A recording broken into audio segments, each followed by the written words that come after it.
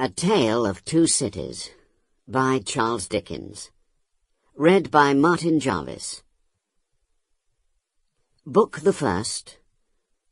Recalled to Life. Chapter 1.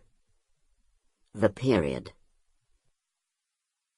It was the best of times. It was the worst of times. It was the age of wisdom. It was the age of foolishness. It was the epoch of belief. It was the epoch of incredulity.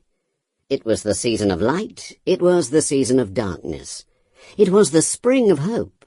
It was the winter of despair. We had everything before us. We had nothing before us. We were all going direct to heaven. We were all going direct the other way. In short, the period was so far like the present period that some of its noisiest authorities insisted on its being received for good or for evil in the superlative degree of comparison only. There were a king with a large jaw and a queen with a plain face on the throne of England. There were a king with a large jaw and a queen with a fair face on the throne of France. In both countries it was clearer than crystal to the lords of the state preserves of loaves and fishes that things in general were settled for ever. It was the year of our Lord 1775.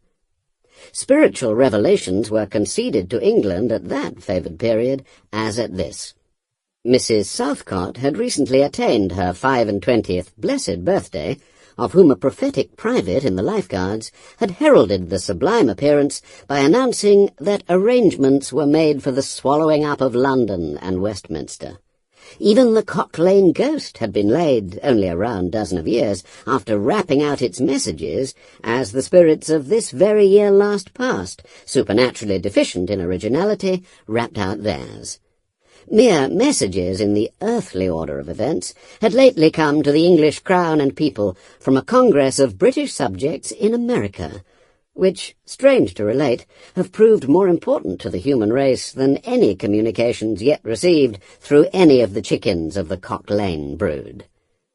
France, less favoured on the whole as to matters spiritual than her sister of the Shield and Trident, rolled with exceeding smoothness downhill, making paper money and spending it. Under the guidance of her Christian pastors, she entertained herself, besides, with such humane achievements as sentencing a youth to have his hands cut off, his tongue torn out with pincers, and his body burned alive, because he had not kneeled down in the rain to do honour to a dirty procession of monks which passed within his view at a distance of some 50 or 60 yards. It is like... Sample complete. Ready to continue?